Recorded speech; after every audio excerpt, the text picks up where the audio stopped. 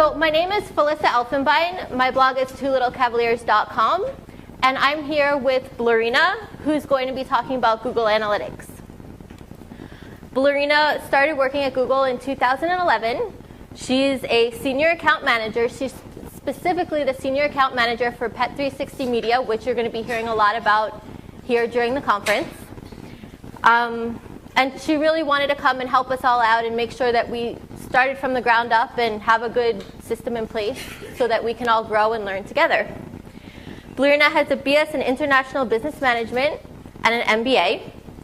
Blurina is fluent in 5 languages, and through her volunteer work with the World Bank, she's gotten to travel around the world, which is, to me, an amazing thing. But she lives in New York with her husband and her cute but feisty cat named Lily Double Rainbow, also known as Lily. Hi, everyone. Can you hear me okay? Yes? Okay. Sorry, I'm a little short, all 5'1" of me. So I'm going to try to move around a little bit, and I want to make the presentation as interactive as possible. We will hold questions until the end, just in case the question that you have is covered in one of the slides. But if you do have a burning question that you want to ask, just raise your hand, and we'll make sure to touch upon it. So as Felissa said, I'm a senior account manager at Google, been with the company for the past couple of years. Before that, I was working for agencies. I was at iCrossing, at Clickable, been in the digital space for a while. And I have a cat, Lily Double Rainbow is her name. Anyone familiar with the Double Rainbow video on YouTube? Hello! Oh, someone loves analytics. Have you guys seen the Double Rainbow video on YouTube? I know Felissa hasn't, so the first thing she needs to do is go and see it after the presentation today. But it went viral, and before we got Lily Double Rainbow, we really loved the video, and she has some tendencies that the guy in the video has, which is how the name came about. Well, here she is in all her glory. This is the first day that we got Lily. She's adopted, and she has made our lives so much better. She doesn't have a holiday spirit. We're still working on that. My husband and I do, but she's for some reason not there yet. And then this is her favorite pastime, and it's Ken's favorite pastime too. So this is what they do together a lot.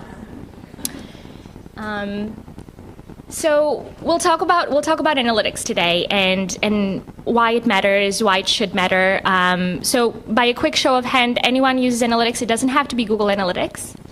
Okay, wow, a lot of you. Half of you should be up here teaching me about Google Analytics, I think.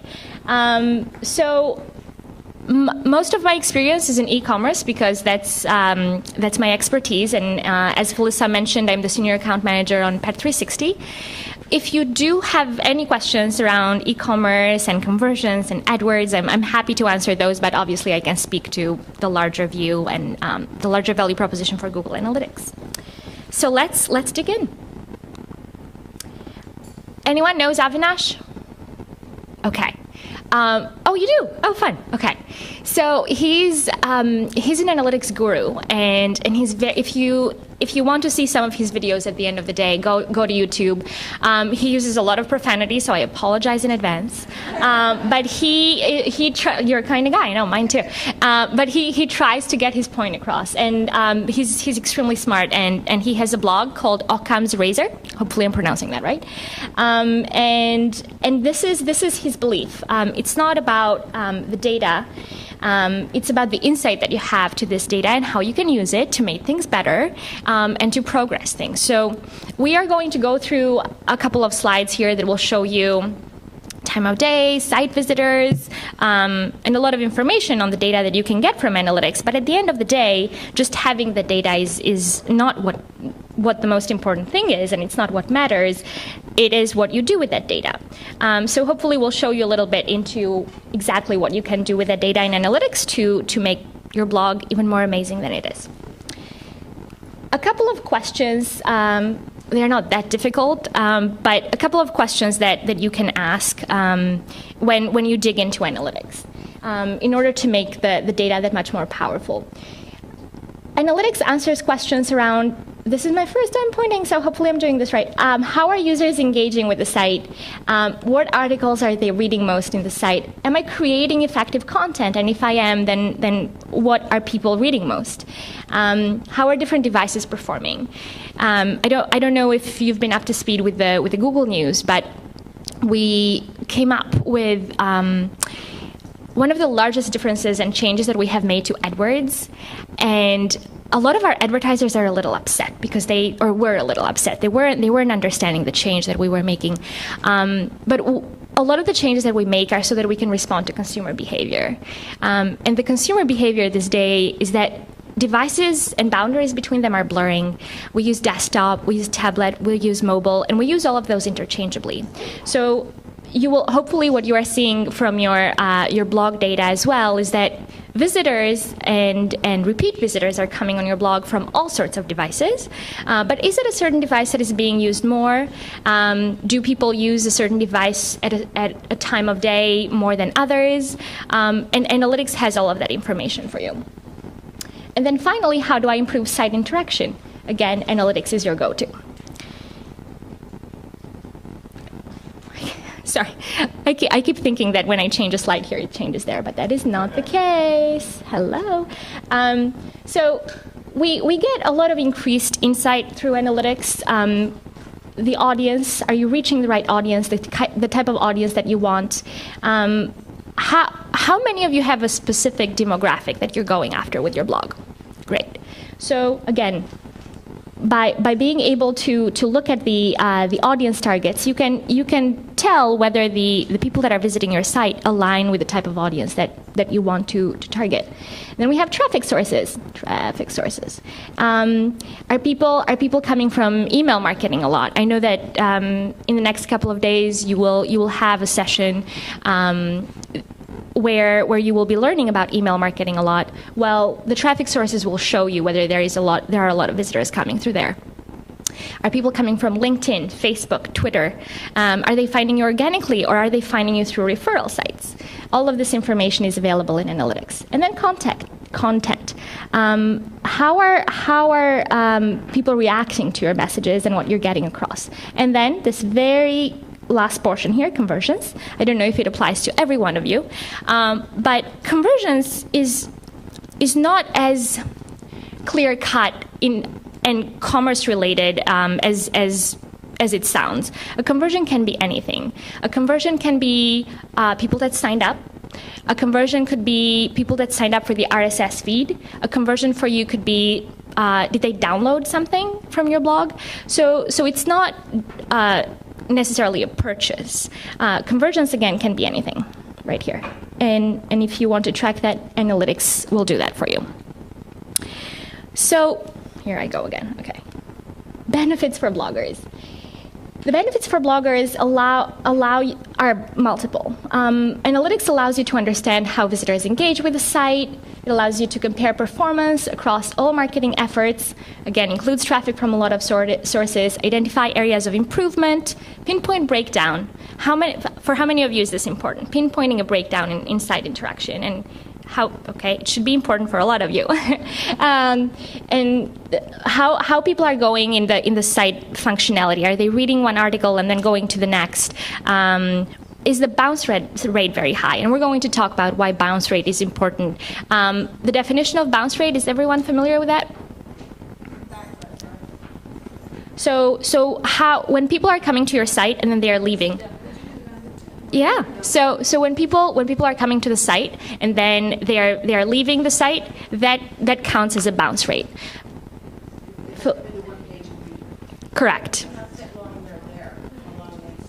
Right. So, and we're going to touch on this as well, but it gives you, it's generally a number either in seconds or in minutes, or depending how long people were on the site for.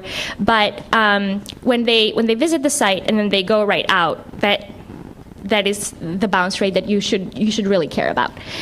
So right here, 78.71% of people, and this is not a very good blog because 78% of people just bounce right out. This is the Google store, so I'm not using anyone's blog here, not that I can. And then finally,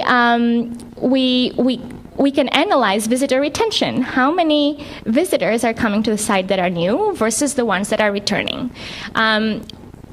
I think from the studying that I have done and the 2.5 months that I have had a blog, it should be really important for new visitors to visit your site, right? But also quite important for returning visitors to visit again, because it means that they like what they see, they care about the content, and hopefully both of those numbers are going up. Am I thinking of this in the right terms? Yes? Good. Okay. So in Google Analytics, we can create a lot of custom dashboards, and all of those will give you very, very quick insights into the information in your analytics. Again, we can look at visits. Here is a bounce rate, a little healthier than the first time. We can look at the timeline.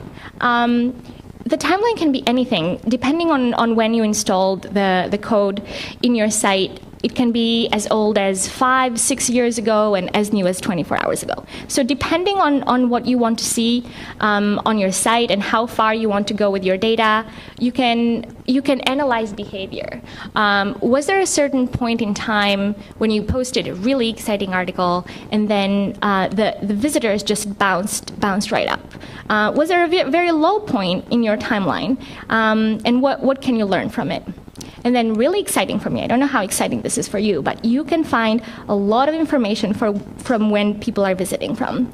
A lot of people are visiting the United States in the Google Store, and then we have quite a lot of other countries as well.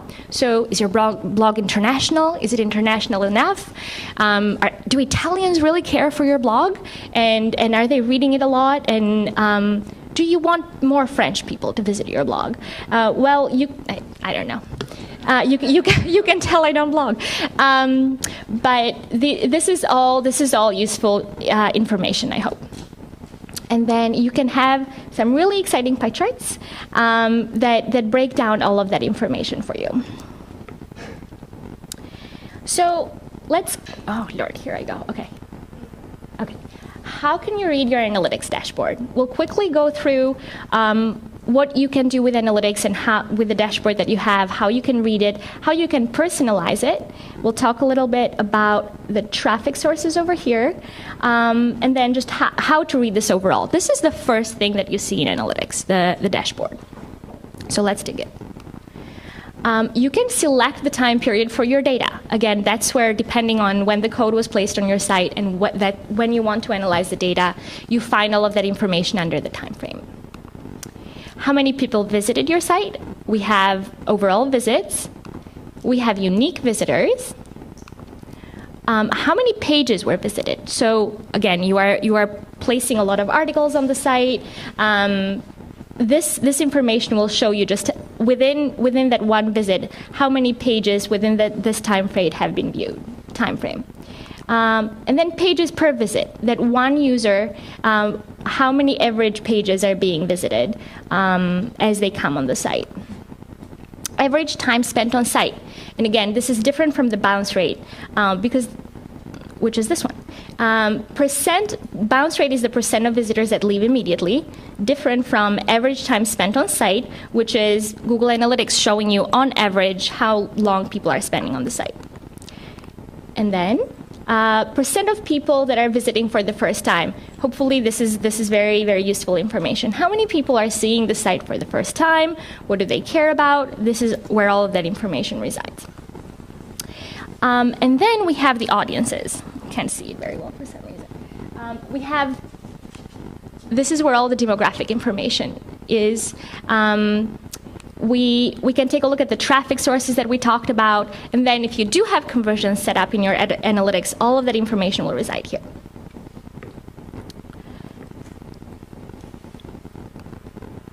Okay. Analytics then provides real-time reporting at the speed of the web. This is an overview of everything that you can see. There is a 24-hour time lag, so don't panic if things don't look the way you want them within that hour. But again, you can see the rate of new visitors versus returning visitors. This is the Google Store. And then here, you can look at what the top referrals are. Are people coming a lot from Google.com? Are a lot of them coming from Yahoo, from Bing? This is where all of that information will be. Are people visiting from Facebook?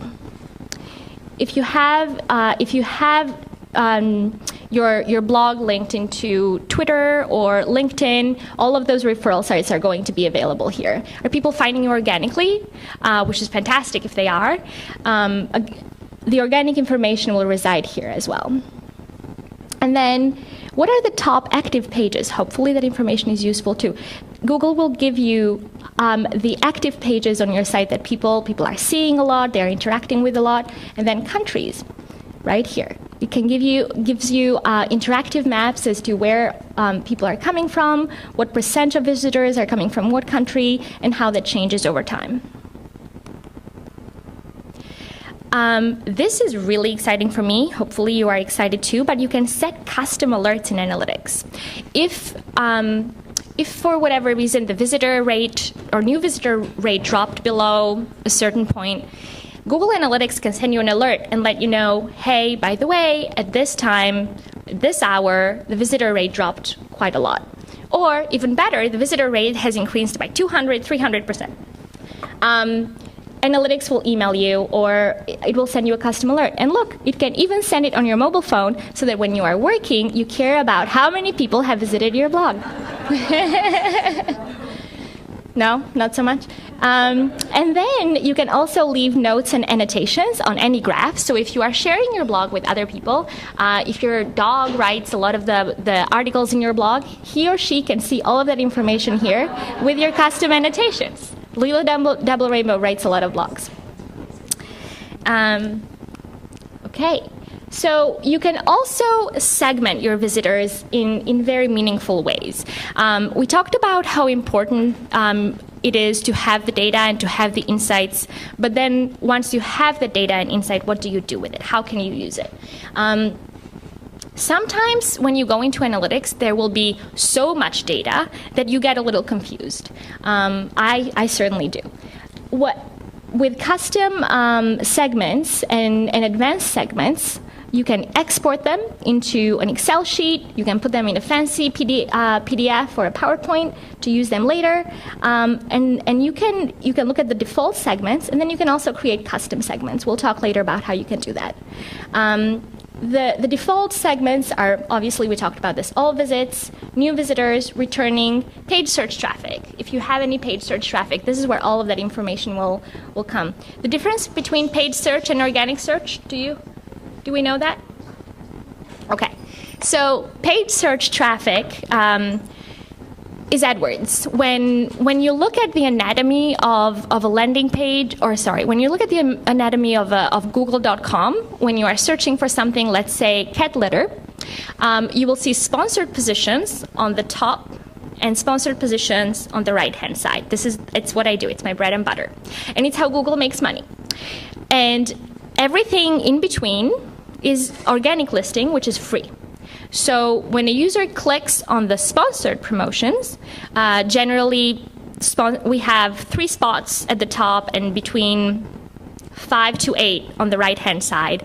Those are people that, those are our advertisers. Those are people that are bidding on that keyword, cat litter. We call it a keyword, and they really want to appear in the search results.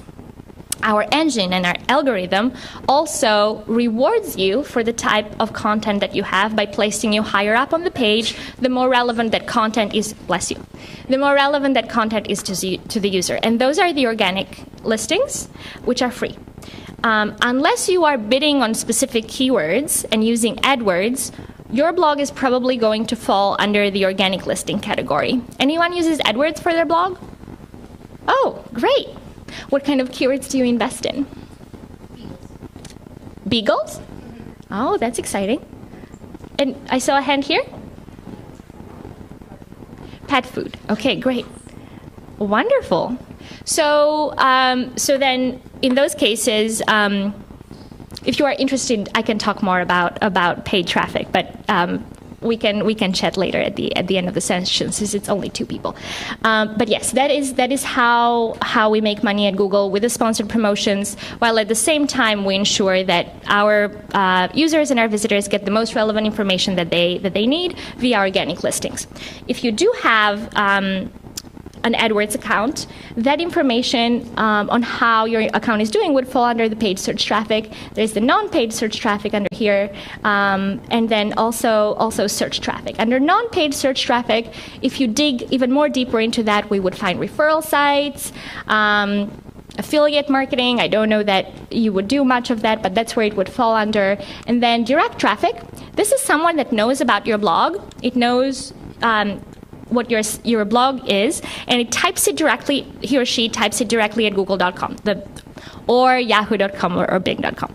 I want to be inclusive. So that's again where the direct site is. And if you do care a lot about direct traffic and you want people to find you directly more than via other segments, then this is an area where you really need to dig into the numbers and to figure out, well, how can I increase my direct traffic? And then you can also make some custom segments with a very little customization. You can check how many people are signing up for RSS feed. This RSS feed, a lot of RSS feeds here. New blog post. It's at branded keywords. This is again in AdWords, where you would go in and BlogPaws, for example, if the BlogPaws site is investing in buying those type of keywords, they would fall under the brand keywords category. So, and look at the subset of data, analyze them. You can divide them into smaller segments to measure performance, and to figure out what your most important visitors are. Okay, this looks a little convoluted, but I will walk you through it. So, converting Google visitors. These are. Remember at the beginning of the presentation we talked about a conversion and what that is for you. It can be multiple things, and then search traffic via search, Google search, or any type of engine. There are about 12% of total visits that are coming via search. Converting Google visitors are the following, and then of them, the search traffic that we're getting is the following. They are looking at 2.69 converting Google visitors. Of the converting Google visitors, these are the page views that they are seeing, and this is their search traffic. Average time spent on site is over here, and then the source traffic, you can analyze it via the different diagrams. New visitors versus returning, all of it here. Again, it sounds convoluted. The more you are in analytics, the better information it will provide for you. You can isolate, analyze a subset of data. This is from Avinash's blog that I told you about. Again, he's a fantastic analytics user, and he uses much more than just Google Analytics because he cares about his data so much. But Kaushik.net is his site, and that's where you can go to find, if you want to dig really deep into analytics and to become professional, and maybe next time you will be the lecturer instead of me here. Visiting the site will give you all of that information. So he cared. I was reading the article today, and he had a campaign set up for North Carolina, a Google AdWords campaign, and he wanted to figure out how many people were visiting from that. And he set that up, that custom combination. Time. He wanted to see how many people spent time on his site. I'm assuming this is either longer than a minute or longer than an hour. Not exactly sure, but you can find that information over here. Again, with some advanced custom segments that you can set. He cared about bounce rate and bounced visits, so he set up that custom report as well. Another information he really wanted to know is how many people within his site visited more than 3 pages. Page depth greater than 3, he will find all of that information here. Feed subscribers. He had an active feed subscriber list within his site, and that's where the custom combination that he set up for that and where he can find it. Internal site search. How many of you have the internal site search capability on your blogs? Great.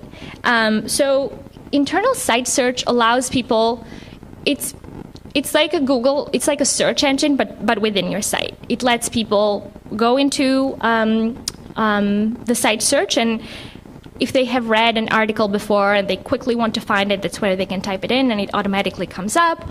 Or if they care about cats more than dogs, they would go in and type cats, and all of your articles about cats would come up, and that's where all of that information resides, internal site search. For whatever reason, he wanted to see if people were finding his site via Google Images, and this is, again, the information that he set up for that. He wanted to know how many people were visiting from mobile phones. Very powerful. People must really care about his blog, and they must really want to be updated on what he says if they are visiting him from mobile phones. And he knows that, which is the reason why he set it up. And then look at this. A little vain, if you ask me, but he cares about people that came to his site via his Wikipedia pages, and he also wants to know if people bounced right back after they visited the site. So all of that information is here. Let's see. So hopefully by now I have shown that analytics provides valuable context at your fingertips. You can easily change the date ranges here. It's a drop-down button, and again, depending on how far back you want to go, you can set up a custom view. One thing Avinash talks about, Google Analytics will generally give you information broken out in months. If you want to customize that view and you care, actually, I don't just want to see it in months, I want to see it in weeks, and I want to know in days what's happening, this is where you can find all of that information. You can see trend lines for any metrics, compare metrics for correlation over here. You can leave annotations, we talked about that, viewable by other people. You can set up fancy and exciting pie charts. You can export them, email the reports, schedule regular reports, and then you can also change the chart type to reveal any insights. You can find it in pies, in graph, you can do a comparison, all easily manageable via Google Analytics. Clear images. Who knew we can do clear images? They make for easy analysis. You can look at the behavior across the United States. What this is showing is that California, as a location, performs really well for our Google store. You can break it down. If there is a particular region that you want to dig into, you can do that as well. But hopefully, you will find that the maps are really easy for you to figure out where the sources are coming from, where, again, people are bouncing from more. Could it be that California has more direct visitors that are contributing to the site than New York? Could New York be higher in email marketing and people visiting through your email marketing campaign than California? Could it be that Texas, the visitors there are very avid Facebook users, and the way that they are finding you is via Facebook? All of this information is available in Google Analytics, and hopefully it matters. And within, it's not only the United States, you can dig deeper, much deeper into that specific location. That looks like California to me, I can see very well. But if you want to go more granular within that specific location, and Anaheim performs better than the Bay Area or San Francisco or what have you, all of that information will be available here. You can see which countries, regions, and cities are driving traffic to your site, compare bounce rates. Hopefully by now you know big bounce rates, not so good. And all of that information resides here in analytics. Okay, you can go really deep, really fast. You can tell analytics, give me what I need. This is what I'm searching for. You can set up advanced filtering via the custom dashboard or rather the initial dashboard that we show you. That's information that will most of it be there every time you open analytics. But if you want to create custom dashboards, which, as you will see from Avinash and as we showed you, they are really important. You can save them in searches so that every time you go back to analytics, you don't have to create them from scratch again. So let's see here. You can look at the source. Assuming you have conversions set up, this is where you will find them. You can set up advanced filtering. So if in this particular view, you don't really want to see referral sites and you don't want to see direct sites, you can filter out that information so that you only have what you need. You can analyze visitor segments by any characteristic. If you care about people that visited specifically from friends, they visited directly, they have a bounce rate of more than 20% or less than 20%, you can set up that custom segmentation here. You can save it so that next time when you visit, it's readily available for you. Okay, custom reports, we talked about them. The designs are such that they let you they can meet any type of your need. You can do a simple drag and drop, very easy. You can take this visit from here, use it as a dimension. The bounce rate, again, you can use it as a dimension. The keyword, for those of us that use AdWords and that pay for specific keywords via AdWords and queries, that's where all of that information would reside. You can include, you can exclude something, you can keep adding it. These are all the advanced filters that you will find. Information for your blog. Okay, so we'll spend a little time here. This is the Google shopping store, and it takes a little bit of customization. It doesn't just happen at the click of a button, unfortunately. But if this is information that you really care about, with just a little code snippet, you can track nearly anything. We can via the Google Store. We want to know what page category people are visiting. If it is an interactive object, what type of object it is, we can do it via event tracking. We can look at user-provided data. What are people entering in here? And on average, what are they entering more? What's being entered less? All of that is provided to analytics. We can look at the dynamic page content. We can do event tracking of that. We can look at the key functions here. We talked about site search. What are people entering in site search? For those of us that have site search, in the analytics interface, there is a report that shows you what the top 20, 30, 100 words or queries are that people are entering in site search. It's particular, hopefully you will find that valuable, but my e-commerce client find it particularly valuable because if they are, that's how they can know whether a certain product is more useful and is being searched more than others. They can make inventory decisions based on that.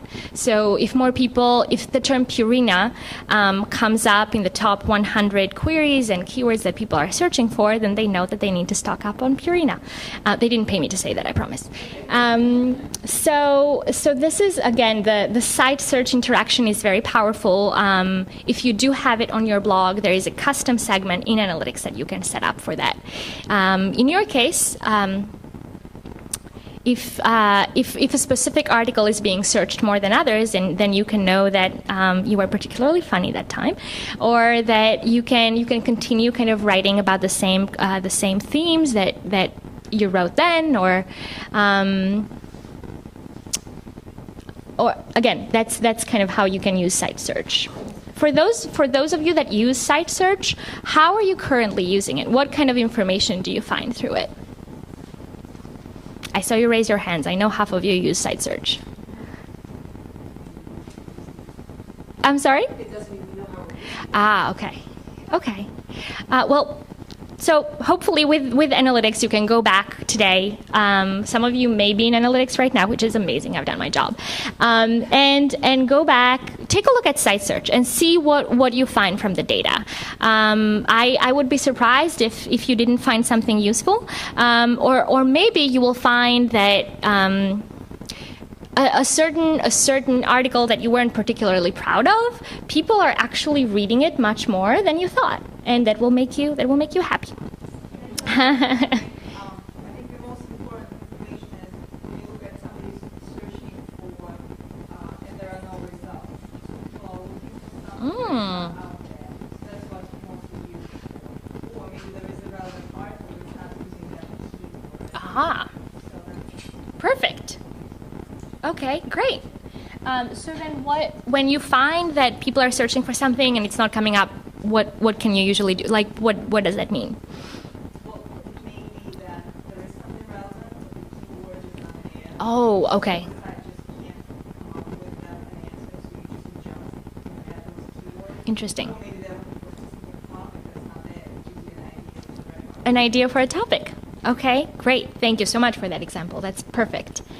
Let's see, what else do we have there? Oh, and form submission. If you have a form submission on your site and people are entering the information in there, you can find out what information is being entered, how many people are interacting with it, etc. Okay. And then you can define your success metrics. You can set up all of these. You can set up goals in analytics per specific profile, and that is very easy to do.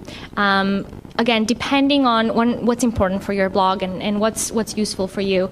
In the example that we just heard about, if one of the goals is for the site to, for analytics to tell you how many people, how many times when people searching the site search, no results came up, you can set that up as a goal over here.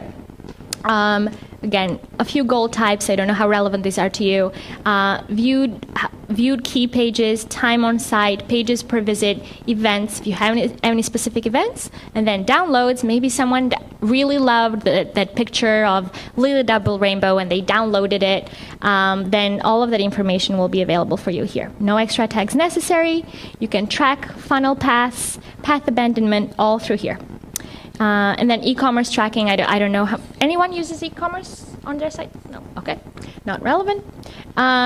If you did have e-commerce tracking, then that information would be available for you over here.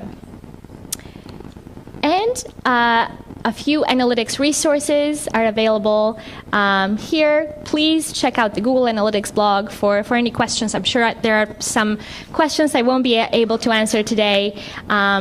I have my card and information over here if you want to get in touch with me. But Google Analytics blog, it has answers to I'm hoping every question, but if it's not available, then I will look it up for you. There's a Google Analytics YouTube channel. For those of us that are very visual and we want to see how something is set up, we don't know how to set up some of those goals, how to create those custom dashboards. We want to see Avinash at his best.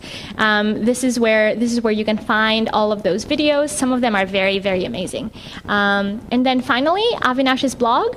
If next year you want to be an expert analytics user, just like Avinash, this is where you go. Send him comments. He loves them. He will post them. So yeah, go. Please use analytics. Send me any questions that you have, and hopefully this was useful. So are you guys ready to go ahead and start using Google Analytics when you start running BlogPaws campaigns for us? Okay. So then apparently we have some questions out there. If you can go ahead to the microphone, it's right here in the center.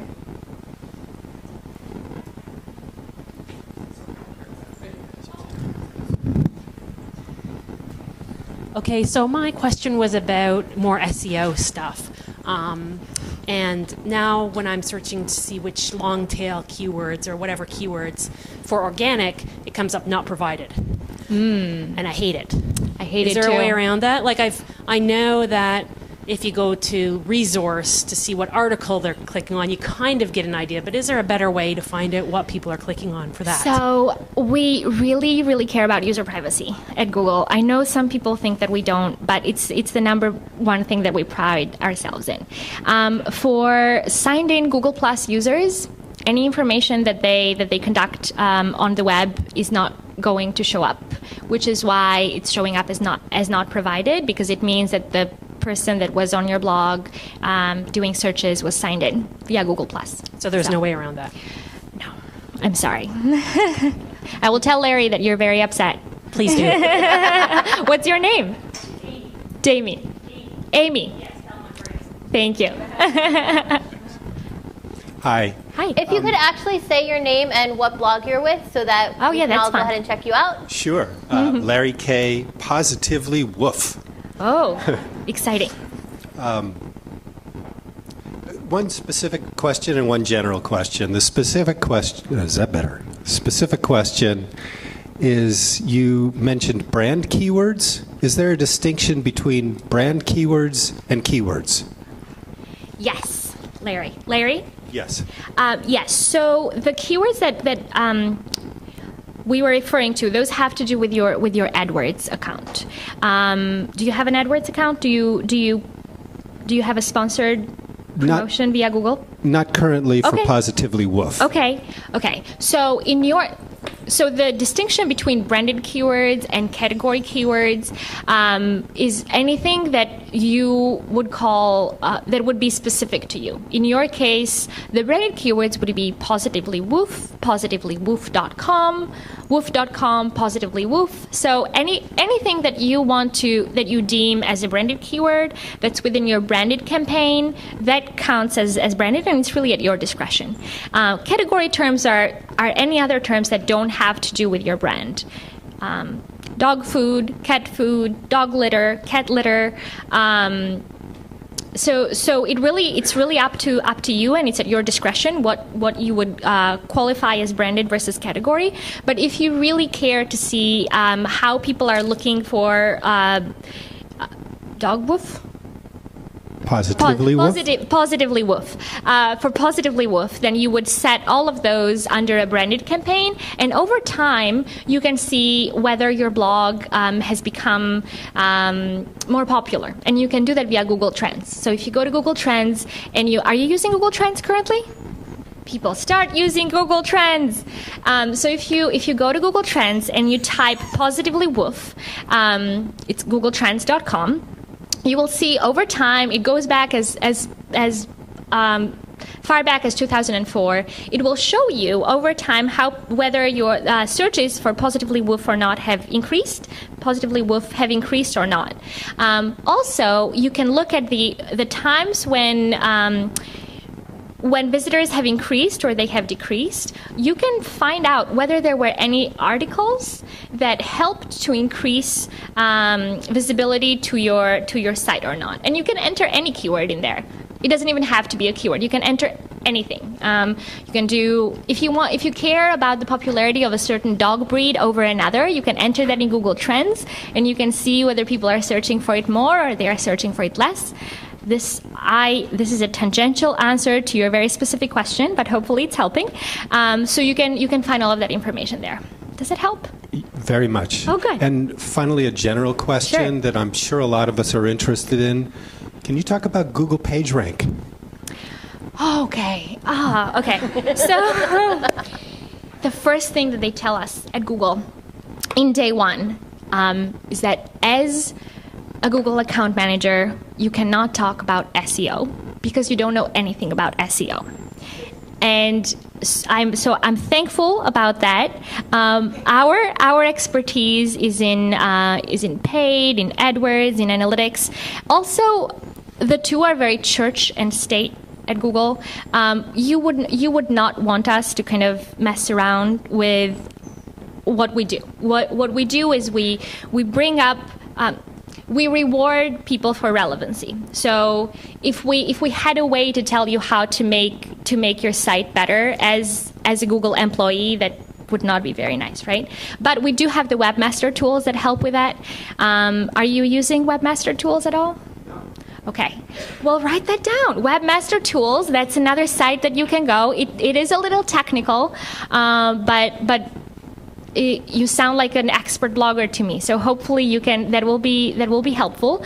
Another very exciting thing that you can do with Webmaster tools, and we launched this on our Gmail logo the very first time we tested it. But with Webmaster tools, you can see which layout of your and it doesn't even have to be the layout of the landing page. It can be a layout of anything. But if you care about the layout of a page, you can A/B test against two different. I know, exciting.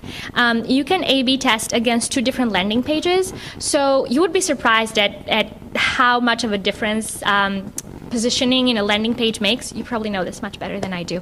But with the Webmaster tools and analytics will track that for you. You can do A/B testing against pages that have the same exact content if you want, but the layout is different. And analytics will tell you page A has performed better than page B because it has brought more new visitors, the bounce rate is lower, you have more visitors from California, any type of information like that. So check out Webmaster Tools. It's exciting. Anyone uses Webmaster Tools? Okay, great. You're welcome. Hi, I'm Marianne Shue. My blog is buildblogbiz.com. Two questions. The sponsor positions on the top of the search results page versus the side. How does an ad get from the side to the top? Or is that part of the secret sauce you can't discuss? Not at all. It's what I do. It's why I get paid. Do you know about quality score? Quality score? Okay, great. So what made Google different from other search engines out there is in the past, they would get alphabetically rated. So Yahoo's engine was amazing because it was the first engine of its kind. The rating that it would do, though, was alphabetical.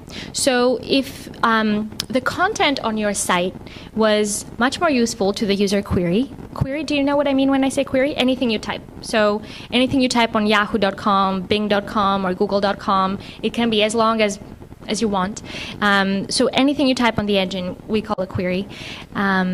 So Yahoo then would rank, it would look at the query, and it would bring back the results based on an alphabetical order.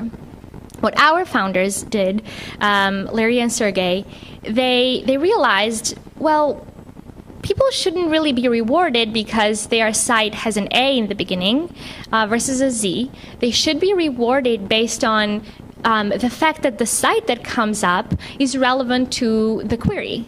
So if I am looking for red shoes in California, then it should be more relevant to me. The Macy's, Macy's is not my client. I don't get paid by Macy's. It's just an example. It should be more relevant to me finding a result from Macy's.com that sells red shoes and is near California, as opposed to Nordstrom that doesn't sell red shoes and doesn't even have an open location in California. So that's where the quality score comes into play, and it's rated on a scale of 1 to 10 on keywords that you advertise for at Google. We reward you for relevance. So if your keyword is much more relevant to the site and the site content, he's so cute. What's his name? Henry. Hi, Henry. Hi, Henry. So the Macy's, he loves quality score information. So Macy's will be rewarded for the content that it provides being much more relevant than the Nordstrom page. And the Macy's page has a red shoe, and it exactly has what it needs, whereas Nordstrom is showing you dresses. So we would give the Macy's page and the Macy's keyword a 10, and we would give Nordstrom, I am making up these examples, and we would give the Nordstrom landing, when it's showing up on that particular keyword, we would give it a 2 or a 3. Now, I'm going to get crazy technical here, so forgive me. Depending on how much Macy's is bidding on that keyword, as well as their quality score, they would show up higher on the page. So, again, in the past, search engines would rate the results based on who is bidding more. So if I am bidding $10 on the keyword red shoes, and Nordstrom is bidding 12, Nordstrom would win. But that is not the best user experience because the landing page of Nordstrom is not as relevant to me as the Macy's one is, which is where the quality score comes in. Does that help? So basically, it's the quality score that moves you to the top. Max CPC times quality score. Yeah, so the top quality scores get the sponsored ad at the top as opposed to the side. So depending on whether your quality score is better and your max CPC on that particular keyword is higher than, so we multiply. Okay, so it's those two things that move you from the side. The better you are and the more clicks you get, you have a chance at the top of the page ad versus the side of the page. Correct. And the more people click on your listing and your ad copy, then Google realizes, well, that click-through rate is so much higher, so I need to bring this person up from position 4 to position Well, 1 I'm or glad 2. that's the case because that's what I've been telling clients, so I thought I'd ask the Oh, expert. good. Okay. If you need, so Hal Varian is our chief economist, and he's an extremely smart man. He has 5 to 7 videos on YouTube around how the Google algorithm works on sponsored promotions, which is what we're talking about. So look at those. He explains it much better than I do. Okay. My second and last question was on the finding location. Given privacy issues, as far as I know, from my own expertise in computers, the only way you can really figure out location is the IP address of the device connected to the network. So is that where like Google figures out everybody's like, for example, I'm in Virginia. I live in upstate New York. Right now, I'd show up as a Virginia user coming from the Sheridan's website because I'm coming in through their IP account. I don't know if this is in your expertise or not, but in terms of analytics, I've always wondered if that was based on IP address. Cause It is based on IP addresses. I'm not sure that the system would not be able to update based on where you are. So right now, well, of course, I'm logged into Google, so they're going crazy right now trying to figure out, well, okay, where should I? Where is she? So based on the fact that you are linked to the Sheraton network, you have that IP address. So you wouldn't show up with the IP address that you initially Right, I have at logged in home. a few days ago from home. Right. You would show up with the IP address from Right. So right now, Sheraton. so if you're looking at your analytics, the idea is it's going to show probably more. I more often obviously log in from home than I do from here. I don't live here, so the bulk of my stuff, the things that people would see on the blog, their analytics from me would show up there. But occasionally, depending on when they're looking at me, it could be if I go to their blogs today, I'm showing up in Virginia. Depending on where you are, Anyway. is where Because of the IP, where but the it's the visits IP are going address. to travel. And we're not I mean, Google Analytics is going to combine that information, so it will let you know Okay. X amount of people visited from, I don't know, Tyson's Corner, as opposed to people So that IP visited from address other isn't the locations. only thing now. They can determine that from other. Because for a lot of people, if I'm doing a web work with a local retail place in Rochester, the fact that they're getting hits from Tyson's Corner, Virginia, doesn't help them. Except their customer may have temporarily gone to Virginia. So trying to figure out how the location gets calculated is what I was been struggling It's with. part of the IP address. Part of the address. Yes. Okay. Thank you. Mhm. You're welcome. Hi. Hi. My name's Andrew, and I'm from Pets Plus Us Insurance in Canada. Hi, Andrew. Hi. Working that much. So I'll speak loud. My question is with Google Analytics, and now with my understanding of Google buying Wildfire, how is Google Analytics integrating or helping with Wildfire social media suite, or are you aware of that? Andrew, you are at the top of your game. Thank So, who brought this guy here? I'm kidding. It's a joke. So, Wildfire is a new acquisition for Google. We bought it some time ago, and it is our gadget that allows us to measure social behavior and how people are visiting from different sites. Social sites, you can integrate it via YouTube. So if you want to do something powerful and you have a video and you want to upload all your comments that you're getting via the Twitter feed, Facebook, LinkedIn. Can you get comments via LinkedIn? I don't think so. You can. Oh, good. Google Plus, you can integrate all of that via the Wildfire gadget. How is it integrated with analytics? What kind of information specifically would you be interested in finding?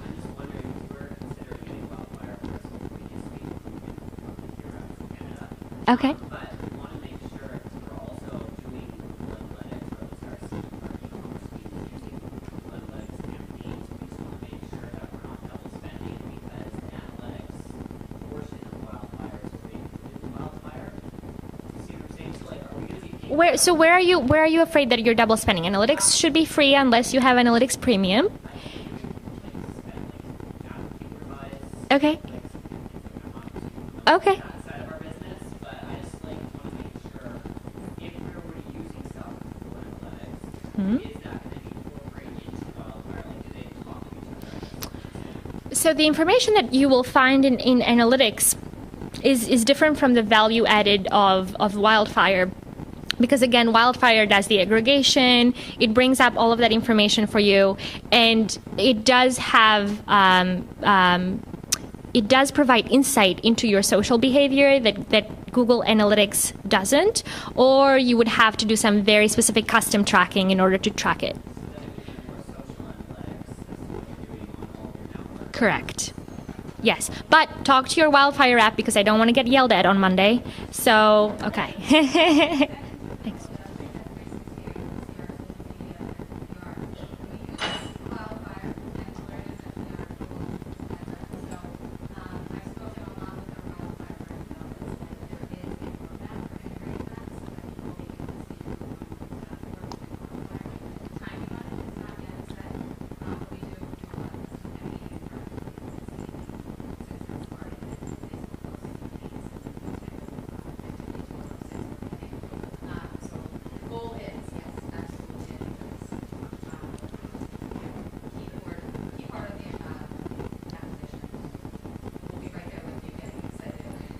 Thank you. Thank you for that information.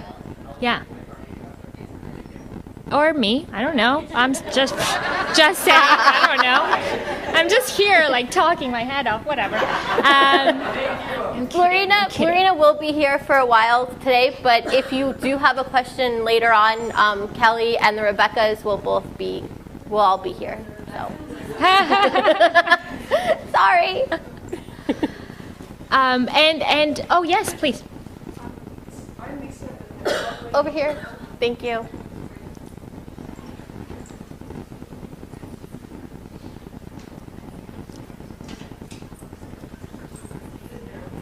Hi, I'm Lisa. My blog is petbloglady.com. And this is almost embarrassing, but how do you get Google Analytics?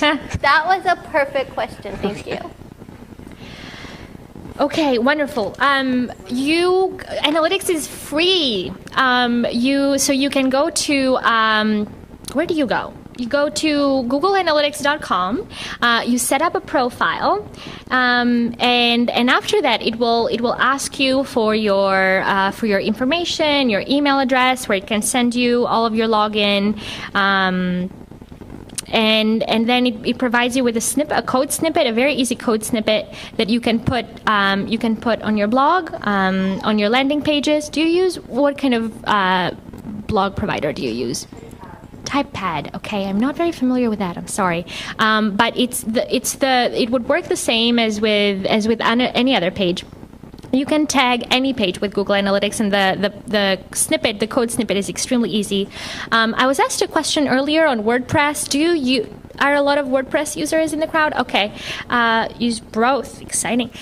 So there is a WordPress gadget that you can use with Google Analytics. Let me find out exactly what it is. So if you're not currently using Google Analytics with your WordPress site, there is a gadget that catches a lot of metadata, and it's very, very easily downloadable. So you can use that.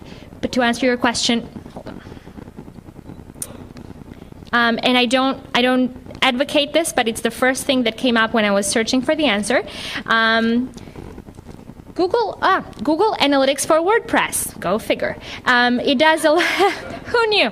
It does a lot of apparently asynchronous Google tracking code, which is the kind of tracking code that you want. It has an option to track outbound links, and it can connect Google AdSense if you're using it to your Google Analytics accounts. The first thing that comes up when you search for Google Analytics for WordPress is a video that shows you how to use it. So just type it on your favorite search engine. All-in-one SEO pack is another one. And also for those of you who would like a little bit of technical help, if you see the Pet 360 Media Pavilion downstairs, we have a team of experts down there waiting to help you guys. Some are setting up appointments, so you can just make sure to go and see them. The question doesn't have to be about analytics. If you care about anything from the Google world, I'm here to help, assuming that I know the answer. It's a big organization. So ask me anything you care about. Google Glasses, very exciting.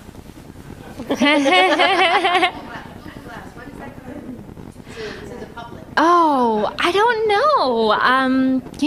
I'm not sure when it is. You can sign up to get one. It's a little pricey, but if you get on the list and you want to test it out, you can sign up for it. Sergey is going to ask for a lot of feedback, so you can very easily set up for Google Glass. And I think you can sign up at the I/O conference that's taking place in San Francisco. So if you can be in two places at once, you can find Google Glasses through there. I would go to the microphone, but my foot is muted. I'll repeat your question. No worries. I have a Blogger versus Blogspot versus Google Analytics question. Oh. Blogspot has its own analytics, and for a while. By the way, my name is Christy Zizzo with Life with Beagle. I just Hi, realized I forgot to Christy. do that. Hi. For a while, here we go. For a while, my Blogger analytics were running on par with my Google Analytics, so I knew everything was okay. And then starting last month, my Google Analytics page views dropped about half of my Blogger page views, and I don't know why, because all my tracking is the same and everything's been the same, and I'm going, which number's right? Okay, so the data that you are seeing in Blogspot is different from the data that you're seeing in Google Analytics when it comes to page views. Has the amount of page views that you're seeing in Google Analytics, is that different from what it used to be before? So has there been a drastic drop between? Yeah, like it's not moving above, and this is kind of embarrassing, but 68 page views a month. Whereas Someone's messing with you. Okay. And my Blogspot page views have doubled that. Interesting. In the last 2 months. Okay. Well, I'm not sure what could be going on. If you don't find the answer into any of these help centers, I have my my cards here, so I can look into it deeper for you if you want. Okay. That helps. It's a very common thing that when you're looking at analytics through Blogspot or through WordPress Jetpack, the numbers are different than what you're going to get in Google Analytics. I can't explain it. Maybe Blurina can. But when a sponsor or somebody that you're working with asks for page views, they want to know what Google Analytics is saying and not what Blogspot or WordPress Jetpack or whoever else you're using. I know, and that's what frightens me, because my Blogspot page views are so good, and my Google Analytics are all of a sudden going the other direction. I'm like, what did I do? Well, so for you, Lisa? Christy. Sorry, Christy. The fact that your page views were higher in the past in Google Analytics and they are not as high before means that you were tracking correctly at some point in time. I don't know why the tracking has broken. I would assume that the tracking has broken. So I'm happy to look into it further for you. In terms of the different numbers that different analytics providers have, I can't speak to all of them, but the way that Google Analytics measures a page view, it first needs to load completely, right? So if there is a certain amount of loading, and depending on what kind of flash and what kind of sourcing you use on the page, if people are bouncing right out very, very quickly within a matter of seconds, if the page hasn't loaded, it's not going to load in Analytics. And I'm curious to hear, with these other providers, are the page views generally higher than Google Analytics? Yep. Okay, so that's the thing. And maybe that's why the sponsors, when they care about page views, they want to hear about Analytics, because Analytics lets the page load completely before registering those numbers. That doesn't mean that that's the reason why your page views have changed. My assumption is that there is something funky happening with the tracking. We'll get to the bottom of it. Hi. Okay. If you could come over to, yeah, thank you.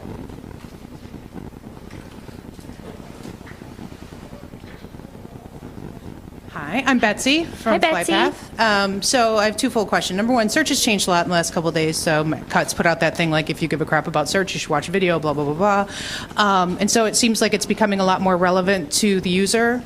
And so there seems to be like maybe there's less ways to game it in a way. So my question is this also sort of an attempt to get us more interested in Google+? So will Google+ and those +1s on posts and things help our posts get more views and served up higher in search?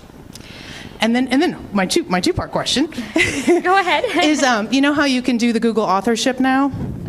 Like when you write a post and you can have your picture appear with your Google+ profile picture, all that jazz. Like, is that another sort of essential element to, if I have a larger, back in the day in social media, we all used to get hired because we would have great followings of our own, right? We have a lot of Facebook followers, So is this Google+, having a lot of Google+ followers, going to be important to us as social media people in terms of bringing value as a blogger? Because we're going to get more reads on our stuff if we have more +1s on our posts. So those are my two questions. So I'll +1 that question. So definitely invest in your Google+ page. The more relevant it is, and the more updated information you have there. When people search for, have you heard about the knowledge graph? Knowledge graph, anyone? No. So knowledge graph is our most recent product that allows us to populate a query when there are no sponsored promotions with the information from either the Google+ page or the Wikipedia page or any page that we find relevant. So try this out next time when you're on a search engine and look for Lincoln's birthday, and you will find a lot of information that will come up right hand side. That's the knowledge graph that provides all of that information. But to answer your question, we are constantly trying to create an engine that responds to what you need. And in this case, when you're looking for Lincoln's birthday, the engine knows it's the president that you're interested in as opposed to the car. So all of that information is provided. The more information that we have about your blog via Google+, the more helpful that is, because that helps with a lot of the knowledge graph functionality. And if you maintain your Google+ page enough, and people search for you, or they search for an article in your blog, the search results are going to be populated dynamically with your Google+ page. So that's my plug to continue investing in the Google+ page. Any information that you post on Facebook, cross-post against it on Google+, because at the end of the day, it's going to be very useful. Does that help? Yeah. Okay. It's interesting. Now I can see more, like from a marketing standpoint, looking for guest bloggers and things that have more +1s. Which, I mean, no offense to Google, but we don't really care about Google+ normally. It's all Facebook and blah, blah, blah, blah. So I think that's kind of interesting from a blogger perspective because, I mean, a lot of people aren't that active on it unless you're in sort of a B2B or more tech space. So that's my piece on this. Yeah, of course. Thank you. I was talking to Ellen. Hi, Ellen. Earlier today, and if you're really interested in images and enhancing them, but you don't really have the time to go and make them professional, Google Plus now, the new technology, it was featured a couple of months ago, so I'm really excited when they kind of showed it internally. Google Plus now allows you to enhance the image, and it's go and play around with it next time you're on Google Plus. It's really exciting. It can identify whether you're in nature, and it enhances the nature versus the specific person's profile. It knows when it's a person. It enhances for when it's night versus when it's day. So go and play with it. It's exciting. Okay, I have a question to tag on to the one about the Google. So if you set up a Google authorship, it's connecting your name as an author. So it's connecting me, Jessica. I'm Jessica from You Did What With Your Wiener. Dachshunds.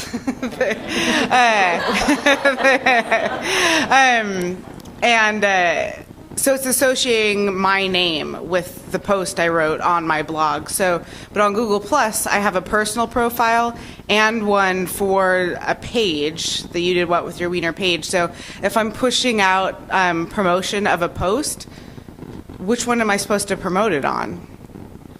Which one do you care about most? Well, so does it matter, I guess? Does it, I mean, I care most about the page, I think, but. Right. So my recommendation would be to unify your profiles. So if you're going to post more on your business or your blog profile versus your personal one, then I would invest more time in that.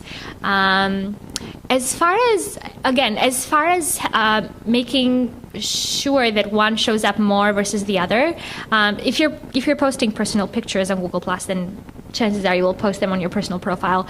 I hope, but.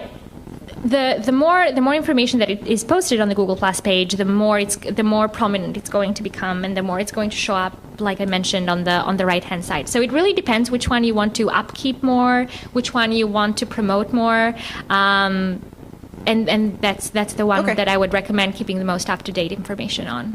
Okay, I certainly wouldn't want my personal picture showing up on the right-hand side of the page. So, well, your personal pictures are not going to show up if you don't share them. So unless they are public pictures, they are not going to show up. Okay, and then I have a really completely simple question. Okay. So it sounds really dumb compared to all these questions, but there are no dumb questions. The very beginning of your presentation, you go to the initial dashboard, when you click on, first thing you see when you click on analytics, and you can change the date there. I understand how to do that. What I'm a little bit confused on is when you change the date there, I see that the graph changes. So the graph will show you the 1 month or the 2 months or something, the graph at the top. But when you go down below that to the unique visitors and the bounce rate and stuff, is that only for that month you selected, or is that an overall average of your blog? Oh, that's for whatever custom date you have. So so depending on if you chose a week versus a month, the data that you find underneath is going to automatically populate based on the time range that you chose.